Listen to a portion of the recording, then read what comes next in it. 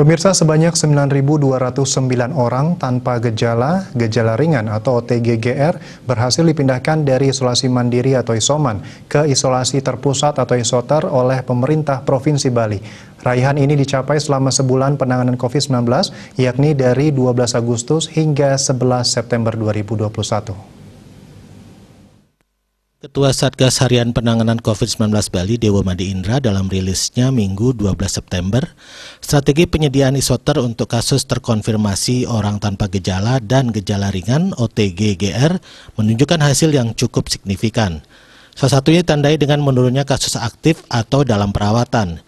Ia menyebutkan pada 10 Agustus 2021 tercatat 12.831 kasus aktif atau dalam perawatan. Sedangkan dalam kurun waktu sebulan mengalami penurunan signifikan lebih dari 65% ke angka 4.563 orang per 11 September 2021.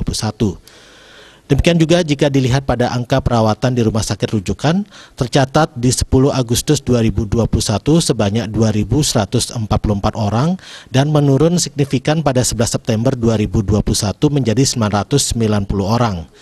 Dewo Made Indra menegaskan khusus angka isoman yang mendapat sorotan serius saat kunjungan Menko Marves pada 12 Agustus 2021 lalu, saat itu masih di angka 8.437 orang dan per 11 September tinggal 1.882 yang masih di isoman.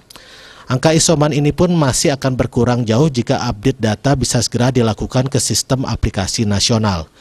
Lebih dari 50% data isoman tersebut sudah 14 hari atau bahkan lebih terkonfirmasi sehingga bisa dikategorikan sebagai pasien sembuh, kecuali pasien tersebut beralih untuk dirawat ke rumah sakit atau meninggal dunia.